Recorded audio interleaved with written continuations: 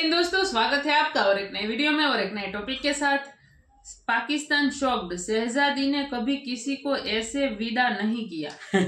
तो नरेंद्र मोदी साहब जो है वो वहाँ मतलब जो कतर गए थे, लास्ट विजिट उसका कतर था। पहले यूए गए थे, यूए से कतर और कतर के होके भारत आने वाले थे। तो उसके लिए वीडियो आशा करके पसंद आएगा और पसंद आए तो लाइक और शेयर जरूर से कर दीजिएगा। और चैनल पर पहली बार आए, सब्सक्राइब नहीं किया तो सब्सक्राइब जरूर से। चलिए स्टार्ट करते।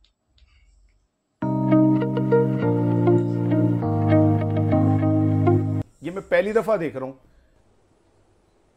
भारत के वजीर आजम ने अबू धाबी में वो कहते हैं कि मैं अपनी फैमिली से मिलने आया हूं और जो जिस तरीके से जो प्रोटोकॉल हो सकता है, तो ये जो सप्लाई चेन्स हैं और ये जो ऑयल का आना और बाकी चीजें और बंदरगाहें और हर जगह पे दुबई में बुर्जुल खलीफा के ऊपर उनकी फोटोज लगाई गई और सारा कुछ देखने को मिला।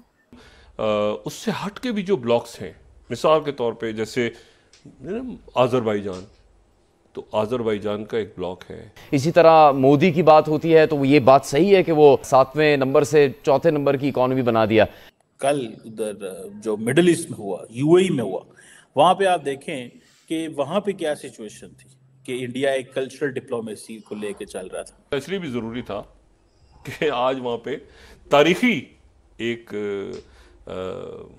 दिन है तो पूरी दुनिया को अपना ही मानते हैं और अब दुनिया भी उन्हें अपना मानने लग गई है। दुनिया को पता चल गया अगर हम इनसे किसी भी तरह का रिलेशन अगर नहीं रखते तो हम कभी भी तरक्की नहीं कर सकते। IMF का एक और मुतालबा पूरा कर दिया। इक्तिसादी राबता कमेटी ने गैस की कीमतों में 65% से ज्यादा इजाफे की मंजूरी दे दी। हम खिंचते जा रहे हैं। पाकिस्तान को शर्म नहीं आई और पाकिस्तान बेशर्म होता चला गया और हमने ये चीज जो है वो बढ़ाते गए और हम यही मांग के गुजारा करने लगे। और अभी भी हमारा यही हाल है। हमारे गल्फ कंट्रीज से आप देखें कितने लोग निकाले जाते हैं, पकड़े जाते हैं जो भीख मांग रहे होते हैं। हेलो फ्रेंड्स, जय हिंद। हिंदुस्तान स्पेशल में आपका स्वागत है दोस्तों। जैसा कि दोस्तों आपने क्लिप में देखा, पाकिस्तानी मीडिया ये चर्चा कर रहा है कि देखो कितनी गर्मजोशी से मोदी को विदा किया जा रहा है। पहले तो इतना भव्य स्वागत किया गया और अब विदाई के वक्त सभी भावुक दिखाई दे रहे हैं। दूसरी तरफ प्राइम मिनिस्टर नरेंद्र मोदी ने कतर के सबसे शक्तिशाली इंसान अमीर तमीम बिन हमिद से मुलाकात की। यह वही अमीर है जिनके साथ प्राइम मिनिस्टर मोदी की एक मुलाकात के बाद भारत के पूर्व नौसैनिकों की रिहाई का रास्ता साफ हो गया था। प्राइम मिनिस्टर मोदी और कतर के अमीर के बीच काफी देर बातचीत हुई। यह मुलाकात पूर्व भारतीय नौसेना की रिहाई के अलावा अरबों डॉलर की LNG डील के बाद हुआ है, जो अगले कई साल भारत की ऊर्जा जरूरतों को पूरा करेगा। दूसरी तरफ पाकिस्तान के हालात दिन ब दिन खस्ता होते जा रहे हैं और पाकिस्तान को IMF की शर्तों को मानना पड़ रहा है, जिससे आम आदमी पर महंगाई का बोझ पड़ता चला जा रहा है। आज की वीडियो में पाकिस्तानी मीडिया ने और क्या कहा, तो चलिए दोस्तों आज की वीडियो की तरफ चलते हैं। Thanks so much. दूसरी तरफ आजकल UAE में गर्मा गर्मी है और गर्मा गर्मी ऐसी नहीं कि कोई जंग हो रही है, बल्कि वो इस वजह से है कि इंडियन प्राइम मिनिस्टर ने विजिट किया है 2 रोज़ा। और एक तो मंदिर की इनॉग्रेशन की है, लेकिन इसके अलावा बहुत सारी एक्टिविटीज़ और वहाँ पे इंडियन डायस्पोरा से शेख ज़ैद जो स्टेडियम है अबू धाबी का, बड़ा खूबसूरत स्टेडियम, वहाँ पे उन्होंने एड्रेस किया है और बड़ा वो कहते हैं कि मैं अपनी फैमिली से मिलने आया हूँ और जो जिस तरीके से जो प्रोटोकॉल हो सकता है, एक VVVIP प्रोटोकॉल, वो prime minister of India Narendra Modi साहब को दिया गया। हर जगह पे दुबई में बुर्जुल खलीफा के ऊपर उनकी फोटोज लगाई गई और सारा कुछ देखने को मिला। कहने का मतलब है, आप कहेंगे कि यार पाकिस्तान की कहानी सुना दी और UAE की सुना दी, क्यों? उसकी वजह भी आपको बताएंगे। बिल्कुल इन इश्यूज के ऊपर बात करेंगे कि हम ये सारा कुछ गेन क्यों नहीं कर सके, इसके पीछे रीजंस क्या है, जो इंडिया कर रहा होता है, इसकी वजूहत क्या है। एक रिस्पेक्ट है, इकोनॉमी अच्छी हो गई, बहुत सारी चीज़ें हो गई हैं। हम वॉल्यूम ऑफ इकोनॉमी की बात नहीं करेंगे बिल्कुल भी, हम ये करेंगे कि उन्होंने अपने सिस्टम को बेहतर किया। कैसे किया, ये एक इम्पोर्टेंट सवाल है। और उनको जो रिस्पेक्ट थ्रू आउट वर्ल्ड मिल रही है, वो मिडिल ईस्ट में हो, अमेरिका में हो या कहीं और, इसके पीछे भी उनकी जो मेहनत है वो हम क्यों नहीं कर सके। आरजू, मोदी साहब का विजिट तो है, बड़ा इंपॉर्टेंट विजिट उन्होंने किया है। कतर से उन्होंने अपने बंदे निकलवाए 8, वो भी एक बहुत बड़ी सक्सेस स्टोरी है। यानी जिस तरीके से अभी 1.5 माह पहले शेख ज़ैद साहब ने विजिट किया था, उससे पहले वो एक और उसमें आए हुए थे इंडिया, फिर उन्होंने गुजरात समिट में शिरकत की। $86 बिलियन के उन्होंने एग्रीमेंट्स किए। अब 100 से ज्यादा एग्रीमेंट्स अभी साइन हुए हैं मोदी साहब के विजिट के दौरान। यानी एक चीज नहीं है कि हम कहें कि जी एक दफा कोई चीज हो गई तो फिर दोबारा नहीं होती, नहीं, ऐसा नहीं है। मतलब इंडियन डायस्पोरा से एड्रेस करना, मंदिर का इफ्तिताह करना, जिसे कहते हैं यूपीआई जो रुपए सिस्टम है एक लोकल करेंसी वाला, वो करना, पता नहीं क्या कुछ, यानी इतनी सारी चीजें 2 दिनों में कि अभी फिर कह रहे हैं कि पता नहीं 76 बिलियन है कि 80 बिलियन डॉलर से ज्यादा का और एक वो हो रहा है आपस में। हमने कभी सोचा कि, मैं ये नहीं कहता, मैं नहीं ये कहता कि ये मुसलमान मुल्क है तो ये नॉन मुस्लिम मुल्क है, नो, हम क्यों किसी के साथ ऐसे ताल्लुकात नहीं बना सके जो उनके मौजूद हैं? उसकी रीजन ये है कि हमें बहुत टाइम से आदत पड़ गई है कि हमें IMF से पैसा मिल जाता है, हमें वर्ल्ड बैंक से मिल जाता है, कभी सऊदी अरेबिया तो कभी चाइना। हमने काम करना छोड़ दिया है। और ये हम किसी के लिए भी हो सकता है, कोई इंडिविजुअल भी हो सकता है, कोई कंट्री भी ऐसे हरकतें कर सकती है जो हम लोग कर रहे हैं। तो हमने जो है बिल्कुल इस बात को छोड़ दिया कि हम कोई ट्रेड करें, हम कुछ बनाएं, लोगों को हमारी जरूरत हो। लोगों को हमारी जरूरत खत्म हो गई। हमें जो जरूरत लोगों को थी हमारी, वो यही थी कि अफगानिस्तान पे अटैक करना है, तो जी हमने उनको जगह दे दी, उससे ज्यादा कुछ नहीं। पाकिस्तान ने बहुत टाइम पहले से जो है वो अपने आप में काम करना छोड़ के और इस तरह की जो इजी पैसा जिसको हम कहते हैं ना कि बैठे बैठे मिल जाए, उस तरह के कामों में हम पड़ गए कि चलो ठीक है कोई नहीं, इधर अफगानिस्तान को स्पेस दे देते हैं तो वो जाके वहाँ बलूचिस्तान में जो है, सॉरी अमेरिका को दे देते हैं कि वो जाके बलूचिस्तान में या फिर ये कि अफगानिस्तान में जाके अटैक करता रहे। और इसी किस्म की चीजें जो हैं वो हमने जो है वो फैलाते चले गए हम, और हम उसी तरह के पैसे में हमें मजा आने लगा कि ठीक है अफगानिस्तान में अटैक करवा देते हैं। अभी ईरान वाले भी हमसे इसीलिए डरे हुए कि ऐसा ना हो कि हम स्पेस दे दें और ईरान की शामत आ जाए। तो इस वजह से भी हम पीछे रह गए।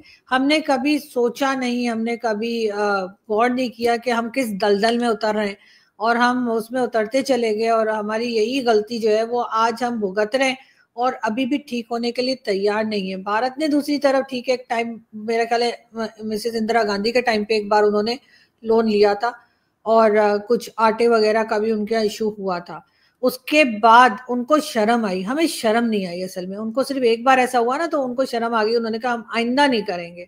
लेकिन पाकिस्तान को शर्म नहीं आई और पाकिस्तान बेशर्म होता चला गया, और हमने ये चीज जो है वो बढ़ाते गए और हम यही मांग मांग के गुजारा करने लगे। और अभी भी हमारा यही हाल है। हमारे गल्फ कंट्रीज से आप देखें कितने लोग निकाले जाते हैं, पकड़े जाते हैं जो भीख मांग रहे होते हैं। हमें तो भाई एक जो लोग थोड़े बहुत ऐसे हैं जो थोड़ी गैरत वाले हैं या शर्म वाले हैं, हमें तो एक टाइम का खाना भी अगर कोई खिला दे तो कोशिश होती है कि यार अब इनको हम कैसे खिला दें कि हमारे सर से वो बोझ उतरे कि हमने इनके पैसे से खाना खा लिया या हमने इनके घर दावत में चले गए। तो हमारे यहाँ तो ये वाली हमेशा से सोच रही, हमारे पेरेंट्स ने हमें हमेशा से ये सिखाया कि नहीं बेटा दूसरे को भी खिलाते हैं तो खा कर नहीं आ जाते। लेकिन मेजॉरिटी पाकिस्तानी या जो गवर्नमेंट में है या जो पॉलिसी मेकर्स हैं वो ऐसा नहीं सोच रहे। मुझे लगता है इस वजह से भी हमारा ये हाल है, इस वजह से हमारी कोई कंपैरिजन बनता नहीं है भारत के साथ। बिल्कुल सही, बिल्कुल। अच्छा आरजू, एक चीज हमें मतलब इस विजिट में या फिर इसके अलावा अभी जिस तरीके से कतर ने 8 बंदे रिलीज किए जिनको डेथ सेंटेंस हुई थी, फिर लाइफ प्रिजन हुआ, और फिर उसके बाद उनको, क्योंकि मोदी साहब ने दोहा का भी विजिट किया है, तो ये चीजें, हालांकि हमने यही सुना था कि कतर के साथ मिडिल ईस्ट में यूएई और सऊदी अरेबिया के साथ बहुत अच्छे रिलेशंस हैं हिंदुस्तान के। मैं तो वीडियो में मोदी साहब के कपड़े ही देख रहा था, सही बताओ तो, गलत नहीं बताऊंगा, सही बताओ तो उसके कपड़े वो जो स्टाइलिश जो भी है भाई उसको मिलना पड़ेगा, ऐसे स्टाइलिश कपड़े पहले तो बनाने हैं। दूसरी बात यहाँ पे हो रही थी कतर की, मैंने बोला था ना पहले यूए गए थे, उसके बाद कतर गए थे, और कतर में जाने के बाद भी बहुत सारी डिले हुई है।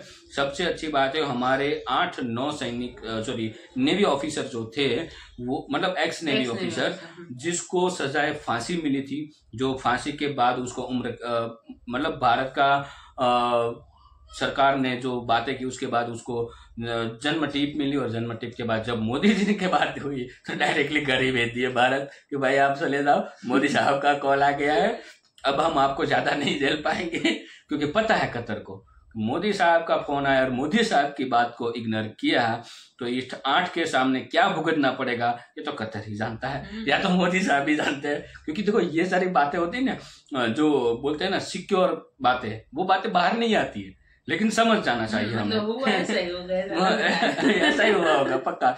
और कतर में भी हाँ गैस के रिलेटेड जो ये वीडियो हमने डाला था, हिंदी नॉलेज शो का एक वीडियो था जिसमें हमने जिक्र किया था इस वीडियो का, जहाँ पे कतर पे बड़ी डील हो रही है। उस डील में मतलब जो गैस की बातें हो रही थी, LMPG गैस, LPG वाली, तो वो डील बड़ी हुई है और उसमें तो पाकिस्तान ने बहुत कुछ बोला था, वो भी आपको पता होगा।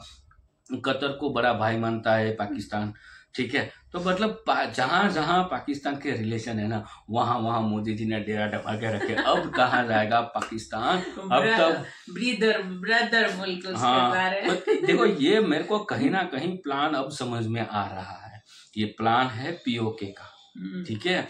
जितने भी पाकिस्तान के फ्रेंडली मुस्लिम कंट्री है वहां पे मोदी जी अब डेरा डाल रहे हैं, ऐसा मतलब। और उनको उसके मोदी जी उसके कब्जे में रखेंगे, फिर बोलेंगे कि भाई अब ये मामला जो है UNO में जाएगा और वहां पे आपको वोटिंग करनी है भारत के साथ में, ठीक है। तो पाकिस्तान की बोलती बंद। अब तक पाकिस्तान इन कंट्री की वजह से उछल रहा था, इन कंट्रियों की वजह से ये कुछ न कहीं अड़चने आ रही थी। जो कंट्री के साथ अड़चने आ रही थी उस कंट्री के ऊपर मोदी जी ने हाथ रख दिया, ठीक है। अब कहाँ जाएगा पाकिस्तान। हमने बोला था ना कि POK लेने के लिए युद्ध नहीं करना पड़ेगा, एक लोगों की भी जाने नहीं जाएगी, ये अपने आप चला आएगा। ये मैंने बोला था 2-3 महीने पहले, और ये अब कहीं ना कहीं हो रहा है। ये मेरे थॉट है, मैं देख रहा हूँ ऐसा। फिर पता नहीं दुनिया क्या देख रही है, मेरा देखने का तरीका है। यदि ये भविष्यवाणी सत्य हो जाए तो उसके लिए तो और जश्न करने का मजा आ जाएगा उस दिन। बाकी दोस्तों वीडियो कैसी लगी आपको कमेंट में लिखकर आप हमें जरूर बताइए। फिलहाल हम आपसे विदाई ले रहे हैं, लेकिन मिलते हैं और एक नई वीडियो में आपके साथ। टिल देन जय हिंद, जय भारत।